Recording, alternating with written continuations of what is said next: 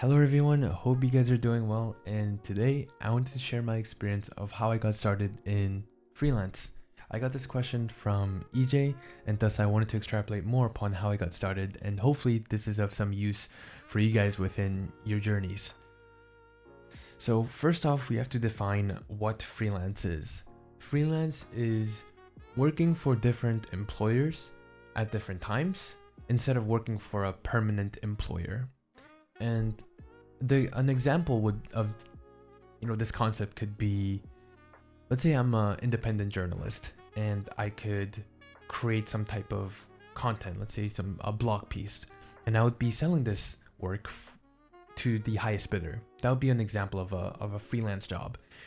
And you might be thinking, what constitutes like a freelance job? Is it certain skill sets? And I would say that any skill could truly be monetized. So for example, if you are able to have tax auditing skills, if you could create logos, video editing, copywriting, landscaping even, consulting, those are just some things that popping up into my mind, but there's probably a vast pool of different experiences that you guys already have that you could monetize. And of course, like the number one benefit of gig economy jobs, gig economy and freelance are synonyms. I will use them interchangeably throughout the video. So yeah, where was I going?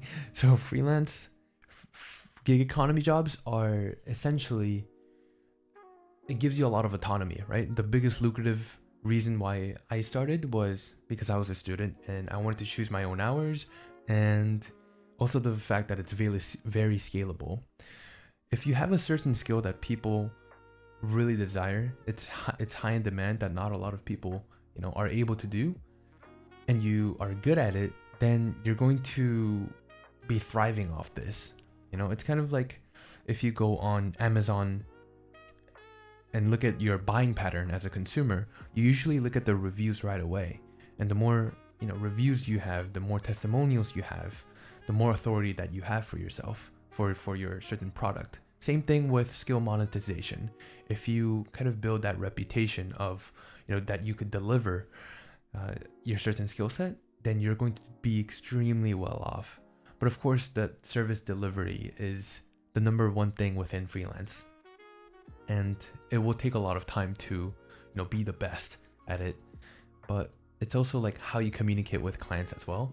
And there's just very different factors that makes a really good freelancer, in my opinion. But number one, I would say on the top of the list is definitely service delivery.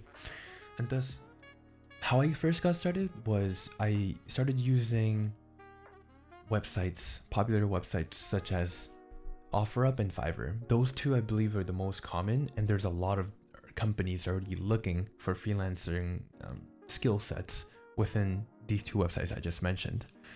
And thus, I would say the hardest part about beginning as a freelancer is getting that first client and being able to display what you are capable of. Like, how can you display that you are, your skill set is something that they desire? And thus, I recommend, reading or even taking lectures or some type of course on selling. Two books that I'd like to recommend is Cashvertising. Cashvertising, I believe by Drew Whitman. He talks about 8 different life forces, and I found that super important within just the psychological kind of tricks, but we all have them. It's the 8 psychological tricks. It involves kind of our wants and needs, and I believe it's kind of it's using Maslow's hierarchy of needs, and it really kind of narrows down like what really makes us want things and kind of persuade us to buy something. And another book was by Chris Voss. He's a former FBI agent, and his book is called Never Split a Difference. And I still have to kind of dispense all of the different knowledge bits and pieces, but I was listening to this on Audible, and just the techniques that he utilizes of learning to understand how to speak with clients and learning how to listen, I think was the key premise that I got from the book. But yeah, you really need to learn how to sell. That's the number one thing that is necessary if you want to get your first client. Because no matter how great your product is, of course, like if you have a really good product, it sells for itself. But you first need to target the right specific audience. Because, you know, for example, if I have a skill set of copywriting, or yeah, let's say copywriting, it would make little to no sense if I was appealing it to, let's say, actually, copywriting has so many use cases. Let me think of another example that's more limited.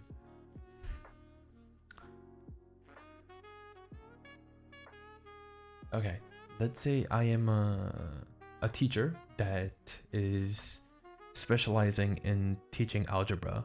It would make no sense for me to kind of demonstrate my skill set to a business owner. So there needs to be a symmetry of wants and desires. And to get this, of course, you really have to recognize who your niche audience is, and then you are able to kind of bridge that gap easier. But yeah, I was just giving an example of the importance of learning how to find your audience so that you could really get that snowball effect of really growing your freelance resume. But yeah, I would say the hardest part about freelance is probably the service delivery, because there's so many specialized hardworking people, individuals out there in the pool, and you really have to learn to become kind of like the best. Again, I talked about the client retention is super important, how you communicate with your clients, and also being able to deliver what you promise upon. Those two are going to be indispensable skills as well. And another thing that I wanted to mention are some of the pros and disadvantages of freelancing. So starting off on the pro side, I would state that, again, autonomy, working at wherever you want. I think also dictating over your hours instead of letting time be dictated by other people. It's a huge kind of lucrative benefit of why I chose this. But there's also a lot of disadvantages that I want to go over, which is that there is inconsistent cash flow, especially when you're beginning out. The fact that you have to juggle across many different clients. 3, that you don't get the employer benefits, so no paid leave, it kind of relates with the inconsistent cash flow, but no retirement matching, and it feels, again, a little bit isolating. You're kind of working, it's a work on demand service, so you're not really collaborating as much. Of course, this varies by what type of skill that you're providing, but yeah, I would say that those are some of the disadvantages. And yeah, I I know this video is not as structured, but I just wanted to kind of do a free flow so that I could share kind of my experience through it all. But I would say that if you first want to get started, first off, recognize what skill you have. Number 2, recognize who your niche audience is. Who are you going to be targeting?